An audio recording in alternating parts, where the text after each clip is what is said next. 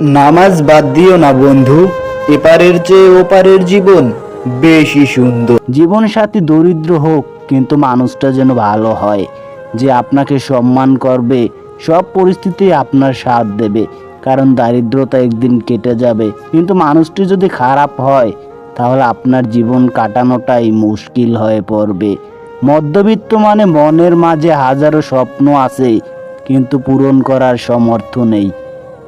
মধ্যবিত্ত মানে লুকিয়ে রাখা অভিমান, বলতে না পারা ভালোবাসা, না পাওয়ার শত বেদনা। মধ্যবিত্ত মানে নিজের আধুনিকতা নিয়ে ভাবার আগে পরিবারের কথা ভাবতে হয়, কারণ সে মধ্যবিত্ত পরিবারের ছেলে।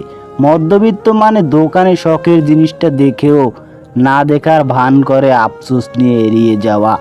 মধ্যবিত্ত মানে সবার চোখের আড়ালে নিঃশব্দে কান্না করা এবং সবার সামনে নিজেকে হাসি মুখে উপস্থাপন করা।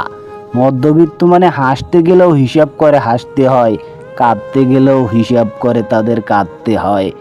ব্যক্তি তখনই নীরব হয়ে যায় যখন অশান্তি আর টেনশন তার মনে আঘাত করে।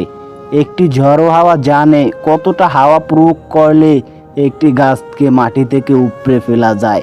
ঠিক তেমনি ব্যক্তির মন জানে কতটা আঘাত পেলে মানুষ নীরব হয়ে যায়। একজন ব্যক্তি যখন নীরব উদাসীন হয়, শান্ত চোখে তাকিয়ে একটি দীর্ঘশ্বাস ফেলে, না জানি কতই না কষ্ট কাজ করে এই ব্যক্তির মনে। নীরবতা ব্যক্তিকে রাগী করে তোলে, নীরবতা ব্যক্তির মুখের হাসিকে বিলুপ্ত করে দেয়, নীরবতা ব্যক্তির চোখ দুটোকে পানি শূন্য করে দেয়। নীরবতা ব্যক্তি সর্ব অবস্থায় একটি হাত খোঁজে, সে হাত তাকে সবসময় পাশে থাকবে। একটি মুখ খোঁজে, যে মুখ সবসময় তাকে সান্ত্বনা দেবে।